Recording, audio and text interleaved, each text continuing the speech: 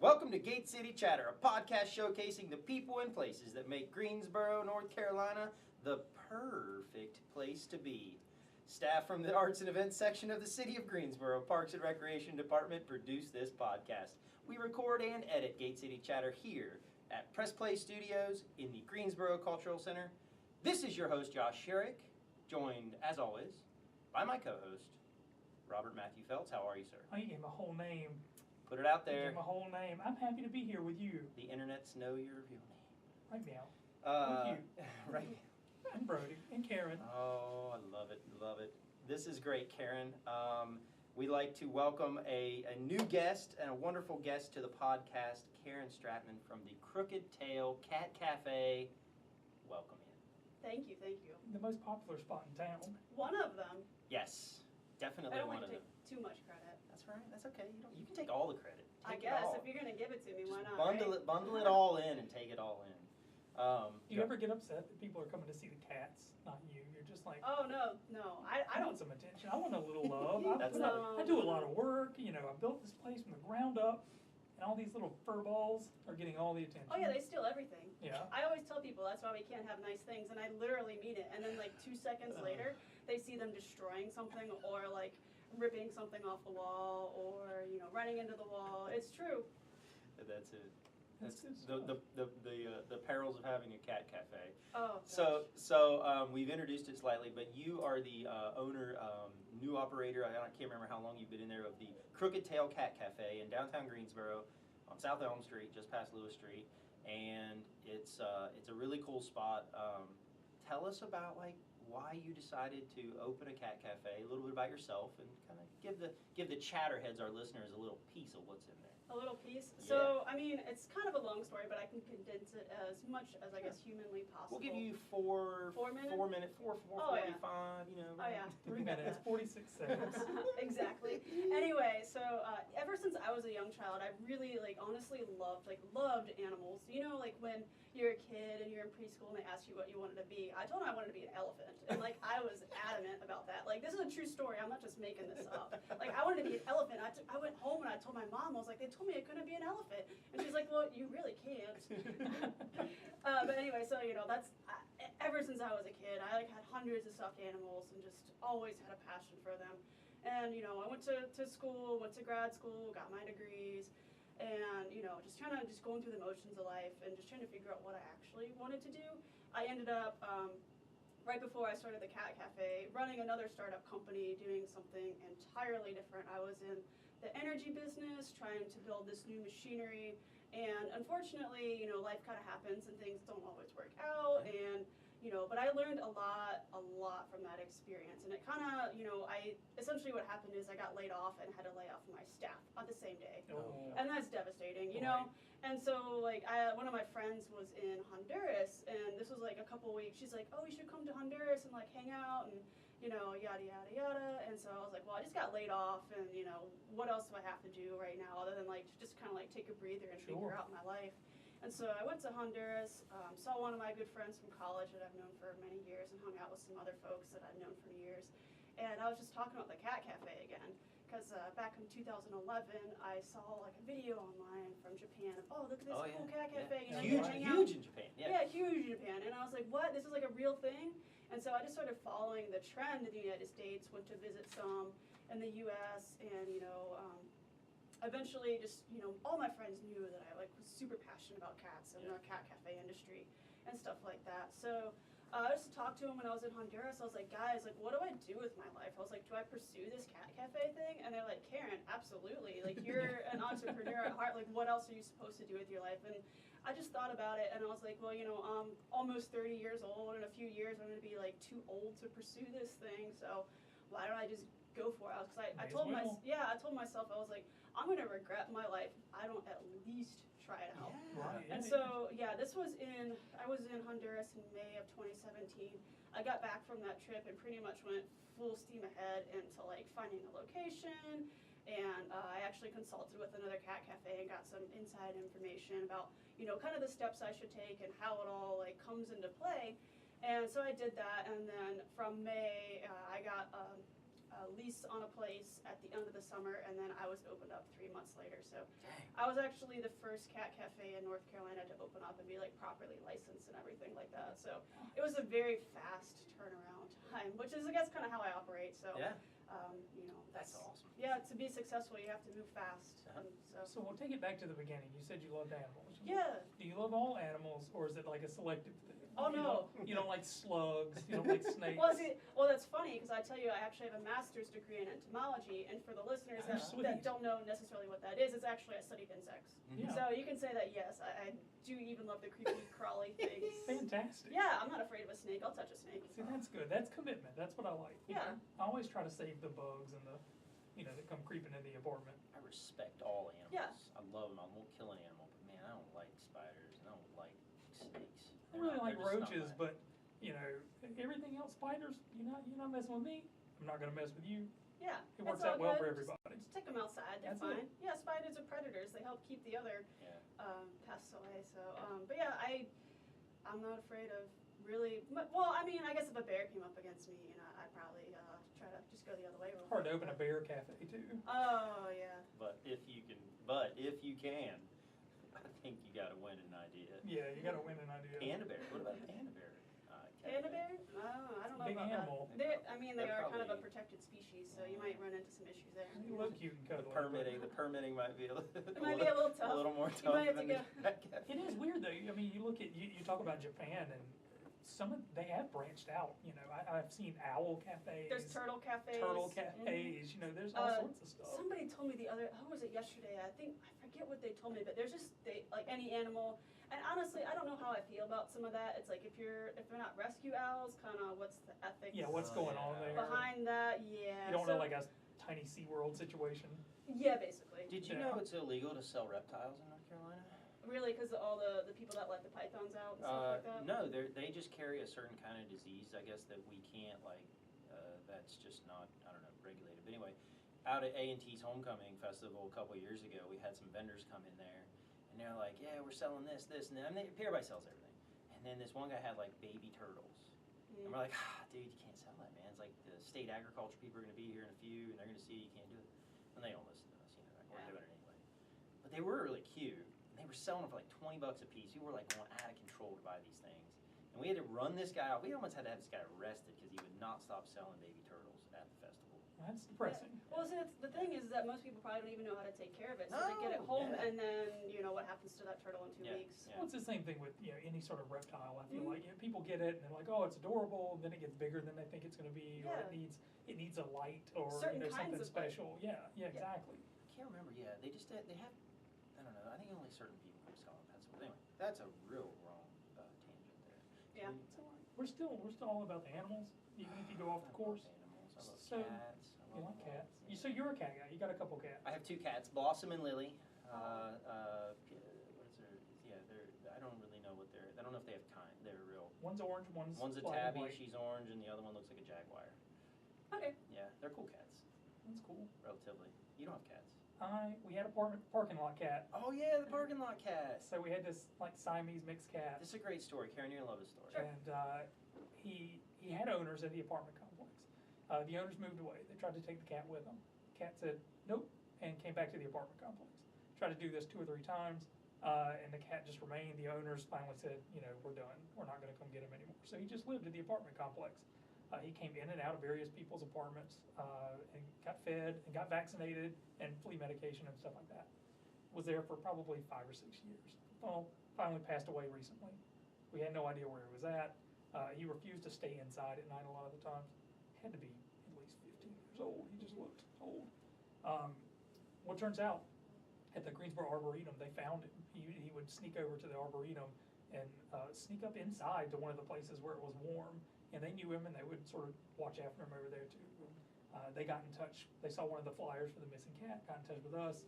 They held a funeral for him. His name was Frank Sinatra. Had him cremated, and just had a funeral for him recently. It was and like 10 or 15 people from the apartment showed up and just exchanged stories about Sinatra, the cat. Yeah, coming in and out of that Yeah, coming apartment. in and out, and just all sorts of weird stuff. Probably the most collective neighborhood event you guys have had in that apartment complex. It really is. Like, I've He never brought seen that everyone many people come together. But that's my cat story. It's a great story. You know, I grew up around cats. Mom always had cats, and she's got a couple now. But I was really excited when I originally saw the sort of first news piece saying you were coming to town, bringing a cat cafe. And like I said, my previous exposure was in, you know, Japan. Well, not in Japan, but seeing it, videos on it, on the phenomena happening in Japan. So what led you to put it in downtown Greensboro? Was it just a logistical decision? Did it just make sense from a financial standpoint? Or was it something about downtown you thought would be fit into sort of the community? Yeah, well, I mean, the reason I put it in Greensboro is because I live in the Triad. And, Right. you know, I've just kind of watched how Greensboro has grown over the past few years. And typically cat cafes do best in areas where there's a decent amount of foot traffic and, like, you know, there's cool stuff in downtown. I have Boxcar that's right across the corner from me and a couple of other bars. So, Right. like, it's just kind of like turning into a destination business. And so, honestly, like, being downtown has worked really well for me, and it's great when, like, the city of Greensboro brings festivals and things, anything to draw more people downtown really helps all the businesses collectively. And I just like how Greensboro is such a community oriented place. You don't find that in, like, a lot of the other cat cafes across America are in, like, tourist heavy areas. And I don't know if they get, like, the community response that I get. I get a lot of people that I see on a weekly basis. Sure. Or like even multiple times throughout the week. I have some people that come twice a week, and, you know, it's good. You know, like, you know, some people come for the cats, but it's also they engage myself and the staff in conversations, Right. and they get to know us on a personal level too. And, you know, it's really nice to see that support, not only people supporting, like, my mission, but I feel like people also kind of support me on a personal level because I pour my heart and soul into this. And I always tell people, like, you know, if you're going into the cat cafe industry, you know, you're not going into it to make a quick buck. You're going into it to make a difference in the lives of the animals and the people by talking to them, giving them, you know, we give free advice to people all the time if they're having an issue with a cat, or just kind of like educating the community too on some of Right. the cat issues that are in town. So, you know, it's just a great place to just, like, bring something new and something that people can care about. Well, talk about that mission. You said, you know, you talk about your mission. Like, what is that? What is the purpose of the cat cafe? Well, I mean, the main purpose of the cat cafe is to give the animals that we house a place to live until they are adopted. Since pretty much, we do have a couple house cats, but typically all the animals are up for adoption looking for their permanent homes. So the way I like to describe it to people that may not necessarily understand, think of a shelter, but think of it as no cages, and think of it as an oasis for cats, Right. where they have elevated catwalks, they have plenty of hiding places, they have food, they have water, everything is clean. We try to keep the facility as spotless as possible. And, you know, we also have the cafe in the back where we have our coffee, tea, we have beer and wine for those that are old enough, we have a selection of snacks. So it's just a relaxing environment. And, you know, sometimes people come that are looking to adopt, and then sometimes people are coming just to get that experience in kitty therapy time, because there are folks that either can't have a cat for whatever reason. You know, they may have allergic family members, or they live in an apartment that doesn't allow it, or just financial reasons why they can't have an animal.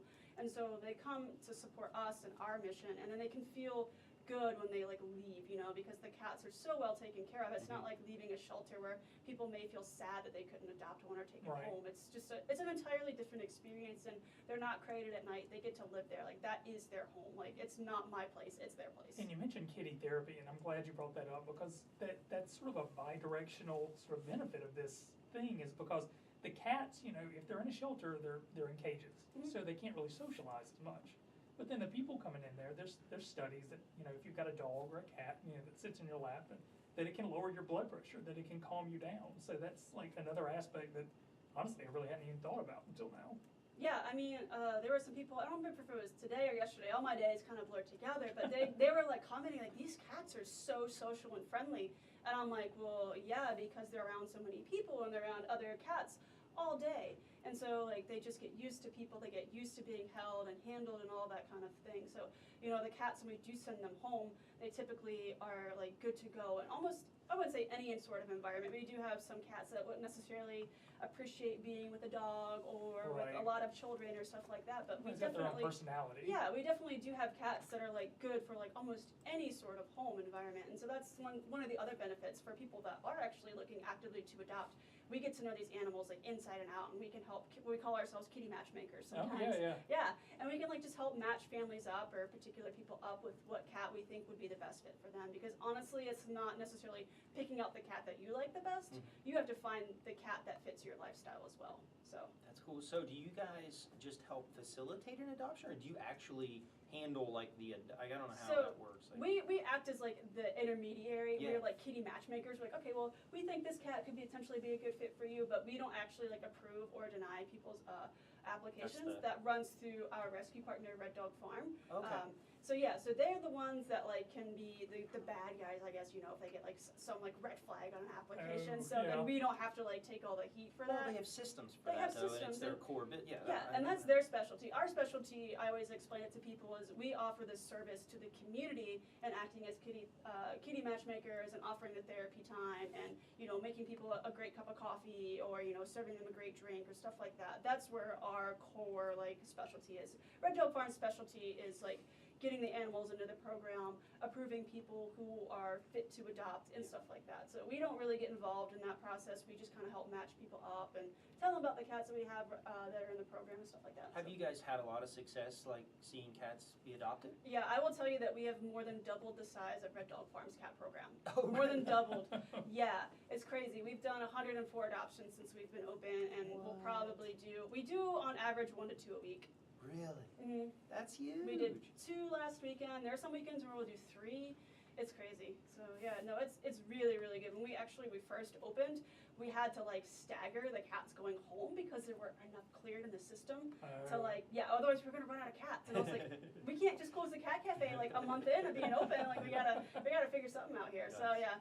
But no, it's good. It's great for the cats because people that generally adopt from us, they're very happy. We have people that adopt and then come back for another cat. That's happened like 3 or 4 times. Really? Mm-hmm. It happened just a couple weeks ago, actually. Yeah. There's something big to be said for being able to go in there and get to know an animal and sort of connect before, instead of just going by and saying, hey, that one looks really sad, let's pull him out. Yeah, like for instance, today we had a group that came in and there were 4 people and 2 of them ended up applying for a cat this afternoon.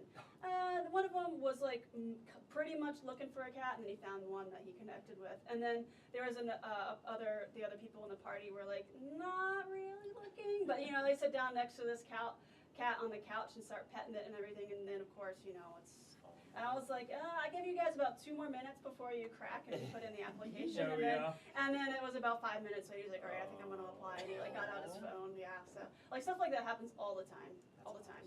The power of kitty therapy, man. It works.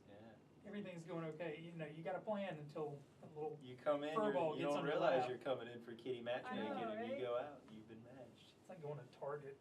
I have to resist all the time. I'm like, I want this cat, but I have too many already. Yeah. You said you have 5 cats? I have 5, yeah. Nice. So Now, do any of your cats live, are they the house cats, or are those like your cats? So, well, I did have Franklin there for a guest appearance a couple of weeks ago. Right. He is the crooked tail, so he comes in and out for guest spots just to like, show off his stuff, because he's a very social cat. And then we have Joey, or affectionately known as Jojo, who a lot of people have met. She generally wears a pink bow tie, hangs around the cafe. She pretty much lives there. And the reason I chose to move her into the cafe is that I rescued her right around the time I was getting this whole thing started, and she just kind of fell into my lap. Somebody called me up at 9 o'clock at night. It's like, Karen, I found this cat. I know you're getting involved in this cat thing. Can you help? She's super friendly, but like in bad shape. And she was in bad shape. Yeah. And so it just kind of worked out for her to just like live at the cafe, because she's a great cat. She's kind of lazy, but she like lets everybody pet her. She's super chill, just relaxes. Franklin was my first experience when I came down there to check on. Sort of confirm the details of this. The first thing that happened, you were on the phone, you were busy, and he just jumped up on the counter just to sort of inspect. He was like, who are you? What are you doing? That What's up, sounds man? That sounds like Frank. Yeah, he was totally cool. So when the cats are brought in, do they take a little bit of time to, how long do they take for them to like acclimate to the space and to the vibe and all of that? I mean, honestly, it depends on the cat. It varies. Typically, like if we get in like a litter of kittens who are super duper social, give them a couple hours and then you're good to go. We have this one cat in here right now. His name is Tucker. He's very, very, very shy, but he's taken about a week and he's really starting to get comfortable just today. And his 1 week mark was today actually. So sometimes it can take 2 to 3 weeks. Sometimes it takes them really it can take them. We had this one cat. I'll tell you this one story. She's one of my favorite cats. Her name was Maxine. and we have elevated catwalks. She sounds sassy. No, she's not sassy. She's Okay. like the sweetest thing ever. Okay. I wanted to keep her, but I wasn't allowed. Anyway, she would spend a lot of her, like when she first came in, she was a mama cat and like she had her kittens there, whatever, but you know, mama cats and kittens are not bonded, they'll need to stay together. But she spent all of her time up on the catwalks, pretty much when she first came in. And slowly but surely over time, she started spending more time on the floor. She would love this one particular rainbow string toy, and she would like sit by it, and like eventually she started coming down and like asking people to play with the rainbow string toy. She'd go up to the toy and like bat at it with her paw, and I was like, she wants you to play. And you know, she used to like shy away from people when you could go down to pet her. And then after like several months of just being around, you know, I don't know how many people she was exposed to, thousands probably, she started letting people touch her and like would start approaching people. And one day she like, this is a no-no, they're typically not allowed on the front counter to greet people as they come into the door. But she did this one day and I was like, oh, Maxine, this is great progress of you being this social. Out of her shell. Yeah, and so I just kind of let it happen and just like let things take their like natural like progression of how when she started to feel comfortable. And eventually somebody came to the cafe and fell in love with her, and I was like, well, I guess she told us that she was ready to go. Right. So like that's what I kind of call like the magic of the cat cafe is sometimes you get like the more shy cats, but the environment and the vibe that's created there makes it conducive to getting them used to so many people, and it really can help them shine and like start to like accept that they actually love humans and love being pet and love being Right. played with and all that stuff. And we actually sent her home with her favorite rainbow string toy. Cause I held two rainbow toys out. I was like, well, Maxine, you're going home today. Which one do you want to take? And she like batted at one. I was like, okay, you take that one. Oh. But she holds a special place in my heart just because like I just saw she was at the cafe for like 4 months ish, which is a Really? pretty decent amount of Yeah. time. And and she just slowly, just over time, just got better with like people in general, and it's just great to see that happen. That's awesome. Very cool. How many cats do you have in the cafe, like at any given time? Yeah, so we're licensed, which means we can only house up to 12, Oh, and we generally have about that number. It still sounds like a full house. It's a pretty full house. Yeah. Mhm. Do you take donations and stuff for the food, or do you guys just buy that? Is that just part of the expenses? So actually, right now we have a sponsorship from World's Best Cat Litter, and they recently they sent us 500 pounds of free litter over the summer, and just sent us another 500 pounds. Oh, wow. Yeah, it's like a lot of litter. It lasts us about 6 months, the 500 pounds. Wow. So yeah, I got another donation of that, which is fabulous. People do bring us food from time to time, but like I don't like to depend on that, you know, Right, like sure. I feel like it's my responsibility to feed the cats and everything. So typically, like if I didn't have that sponsorship, if I didn't have people donating, we pay for that ourselves, and that's part of the reason why there is an entry fee for the cat lounge, just because we don't receive any government funding for what we do. Right. And there's a seating limit in the lounge so the cats don't get stressed out. And that's just how we keep, honestly, that's really how we keep the lights on, is people coming in to pet the cats. That all makes sense. That's awesome. I mean, it makes sense. It's a business model. It is. I like that. So you guys have, you said you have specialty coffees there. You have the kind of all the drinks and whatnot. I mean, are there? And then I guess is the front just people are encouraged just to play with the cats, in the back they just go to the cafe and they can get whatever other services you guys got going on. Yeah. Or is that the whole deal? Yeah, so kind of how the whole thing works, for people that just want the cafe experience, there's no entry fee since they aren't going to be petting the cat. So they Okay. can, like earlier today, like, you know, for instance, today we have people that just like want to grab a cup of coffee from us and be on their merry way. It's totally fine. I'm not going to charge you to pet the cats. That's not fair. Yeah. So, but yeah, for people that are spending time in the lounge, they could choose to get a drink or snack, and they can take their drinks or snacks back into the cat lounge. They don't have to like drink their coffee just in the cafe I was going to section. ask that. That's Yeah, yeah. So that's how that works. We just have to make everything back there, so we're not serving cat hair in the lattes because that's gross. No, yeah, well. Do you you sell any cat swag or anything? Yeah. Yeah. Okay. Yeah, Cat swag, we got our own like logo design shirts that we sell, of course. Then we have we have a Greensboro design. Yeah, Greensboro. Yeah, you know, it's like Greensboro skyline, Greensboro skyline, excuse me, with cats like clawing at the buildings and sitting on the buildings and sleeping on them. Yeah. And then a yarn ball like sun in the background. Yeah. So we got that design, and then we have another design that says, "I just want to drink coffee and pet cats," and it has a little cat coming out of like a coffee mug. And we got a bunch of other cat swag. We got cat ear beanies, which sell really well. Cat ear muffs, pens, little trinkets, stickers, you name it. We probably got. Well, we got rings, necklaces, got a bunch of stuff. That's exciting. I like that. I love good swag. Yeah. Swag selection is A really little good. gift Yeah. shop in the back, but it's not our main focus. You got any bumper stickers? Yeah, we do. See, See, we gotta get on a bumper sticker. Yeah, we got the Greensboro bumper stickers and it's just our logos. All right, consider it done. That's where I'm going to be at. All right, so sounds like in Greensboro you're doing really well. How long has it been? About a year, you say? Or? We opened up in November 2017, so just over a year now. Just over a year. So I heard recently that you were potentially expanding to another triad community. Is that true? That is true. Is that worth talking about? We could talk about that real quick, because Yeah. I mean, I officially have the keys to that building, and Whatever. I've submitted some building permits. So Nice, yeah. congrats. Thank you. That's awesome. So That you're is able to great. expand to Winston-Salem, right? That's correct. All right, all you listeners in Winston-Salem, be on the lookout. Later in 2019, I'm assuming, right? Yes. A few months. You're going to need a few Yeah, months. let's to just ramp say it up. what I'm telling the public is summer 2019. Summer 2019. Summer 2019. I love it. I'm sure anybody interested can just keep track. You run a pretty active social media, Yeah, especially we like do. Instagram and stuff. So I've been kind of silent on the Winston store I made my announcement, 2.5 weeks ago-ish? Yeah. I've been kind of silent on it right now. We don't have a whole lot of updates other than me painting the facility. You know, Right. That's about the extent of it right now. But yeah, there's some things going on behind the scenes. I'm just trying to pace the information that I give my listeners and viewers right now, just so That I makes don't good I sense. don't just like vomit Yeah, everything I we got and don't get people have- excited and Yeah, they're like, yeah, well, yeah. where is it? Yeah, Why aren't you yeah. ready yet? You know? Yeah, I So. totally agree. So you're very active on social media. Do people ever reach out to you? So you mentioned you mentioned that you like to help people with their kitty issues if there are any. Do people ever reach out to you on social media and be like, hey, I got this problem, can you guys help? Or do you ever find yourself trying to fix people's cat problems that No, generally not over a Facebook message. Okay, yeah, People will ask us, what do we get? That'd be really Are you hiring right now? That's the number one okay, question. Are you yeah. hiring? It's no, not right now. Yeah. That's the number one question. And I just get people soliciting me for various things. Now that I've made my announcement at the Winston store, people are trying to sell me on all those services. So that's been happening. People ask us. Catch-wag special. Yeah, people ask us a lot of times about help with getting their cat rescued or rehomed. Oh yeah, sure, yeah. Yeah, unfortunately, it has to go through our rescue partner. We can't take them in directly. Otherwise, people would be dropping cats off at our doorstep, which is actually illegal. You can't really do that. Oh, yeah. Yeah, you can't do Yeah. that. You can't just dump a cat. Yeah. So yeah, luckily we don't really have that problem. People just ask us and call us up. But you know all the resources. Yeah, you can direct people to, Yeah, to exactly. the right places. We tell them hey, reach out to Red Dog Farm. Yeah. That's our rescue partner. And if they can't take them in, if there's a wait list, we have another list of rescue organizations who may potentially be able to help. Unfortunately, I don't really want to get into all of this, but with the Guilford County Animal Shelter, how they handle their intakes, all the rescues are flooded with inquiries right now. Oh, Really? Flooded wait lists, yeah, and it's not good. Not good. All right, so I have two other questions. One is just popping back in my head.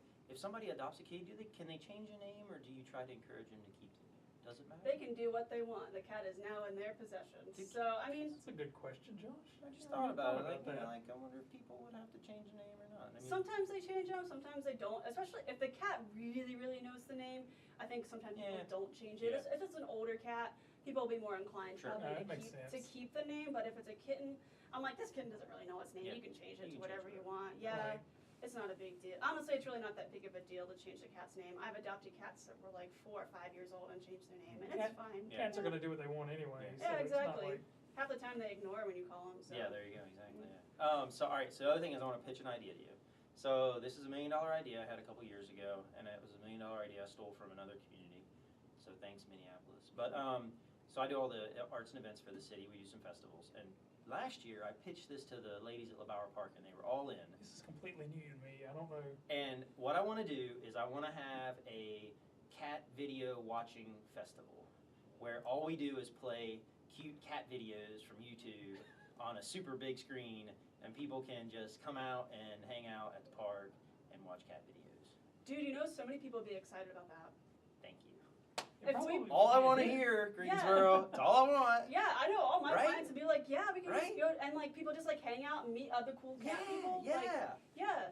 How much time do I spend looking at cat videos sitting on my couch when I could just be doing it down at the People park? love cat videos. Don't even tell me you haven't gone down the rabbit hole of watching cat video after cat video and just being just I've loving spent life. an hour on your Instagram page There you just go. looking at cats paw at slime or whatever it might be. Yeah, we keep it interesting for sure. Be on the lookout then. Yeah, I will help you with That's a that. All right, partnership. is this, Yeah. is this Partnership. We can help collaboration? post it. Yeah, I Okay. mean, I got to plug into a lot of the cat people. They'll be like, All all right. right, yeah, if Crooked Crooked-Tails getting involved in this? Yeah. Yeah, I want to be a part. I had the LeBauer Park ladies to do the programming, all ginned up about this last year, so I think we have an avenue. Yeah, We absolutely. just need to make it happen. Josh, All right. I tell you, Huh? I'm fellining this idea.